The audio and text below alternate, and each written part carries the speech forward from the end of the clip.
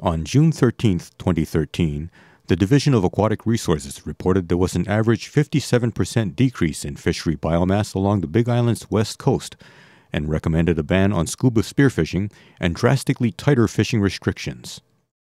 A group of spearfishermen who were concerned about the reported condition of the Kona fishery decided to see this for themselves and conducted a series of dives 2 days later on 15 June and 16 June 2013. This is what they observed. Hello, my name is Makani Christensen, and I'm a fisherman. I've been fishing all my life. My family has been fishing. They taught me how to fish. And our ancestors are from the Puako area, Lalamilo. Today, we're here to talk to you about what we saw in Puako recently on a recent dive trip there. And we videotaped a lot of our findings. One of the main findings that we found that Puako, the reef in front of the boat ramp, is dying and dead. It was unbelievable, the damage that has been done to that reef. Something has caused the reef to reject other fish from actually congregating in the area. You know, what I saw is the fish wouldn't even go into the corals. They would stay above the corals. They would never, you know, they wouldn't enter into the corals. And fish and corals are one and the same. They exist together. They cannot exist without each other. And the fish that I was observing was avoiding that, was just staying above the coral. They weren't going into the coral as normal reef species would do. It's right off, you know, everything is clicking in my mind. Something is not right. You know, the reef that died is localized to a certain area. There's a reason for it. And as a fisherman, I'm concerned, and I'd like to figure out what that reason is. Maybe the fish were congregated in particular areas of the bay. We did our scouting as usual. We put in our time. We covered thousands of square yards of reef, and we really couldn't find anything. We just knew that something else was wrong. You just cannot take every fish from a reef. It's just impossible. To correlate spearfishing, a ban on spearfishing, with the problem of the reef is a stretch at best. So we moved out of the bay and we traveled to the side, and then, you know, you could see the fish, the biomass start building right away. It was basically amazing how much fish was out there. Thousands of pounds of mamo, or hundreds of pounds of veke.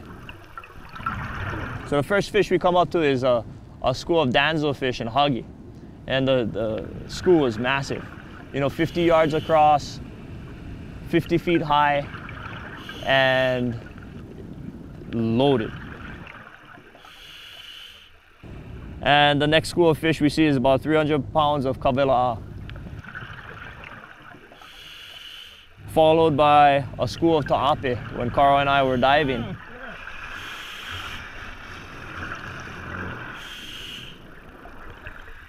As well as another school of veke. The reef was crawling with fish. You know, to the naked eye, it's not easy to see these fish from a distance. And what we were able to do is try to capture as much fish as we could while down there on video. We left the camera in place, and you'll also see other fish that come into view.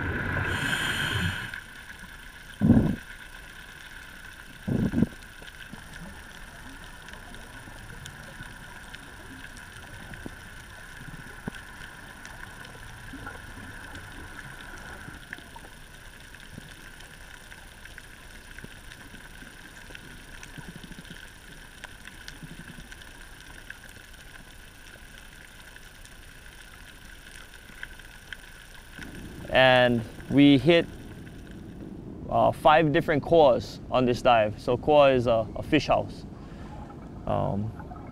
After years of diving, you can kind of figure out where these cores would be through experience. And these cores were very productive and very alive.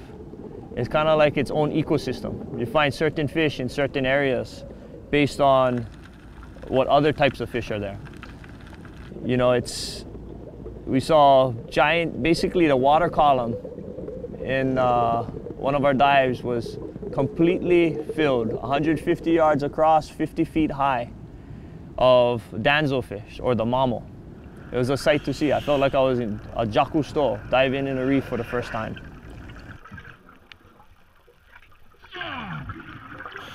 We also saw a marlin down there, giant marlin.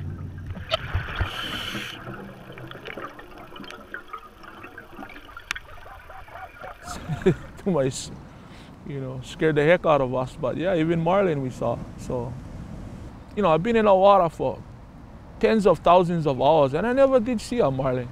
Never ever in my whole life seen a marlin in real, right in front of my face. So, you know, later on we talked on a boat about what we saw. You know, that's more of a spiritual thing.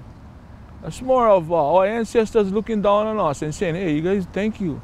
Nobody is doing this. Things are happening over here, and everybody is just ignoring it and letting it happen. You know, it saddens me that we see this reef dying in front of us, and the fingers are pointed at fishermen as the cause.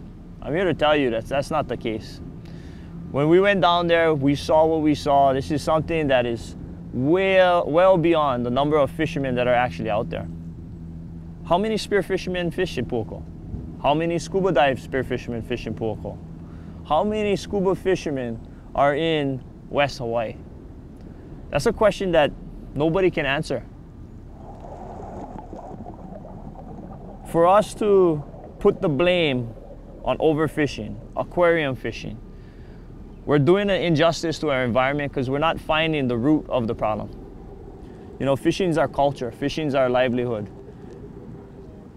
And to eliminate fishing from Puako, or West Hawaii in that matter, is a travesty. It's a hit on not only culture, but it's a hit on families. People that survive off fish will no longer be able to eat fish.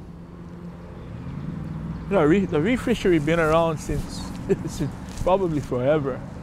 You know, Hawaiians, you know, when the Hawaiians were using nets to target reef fish species, I mean, it's from the 1800s, who knows?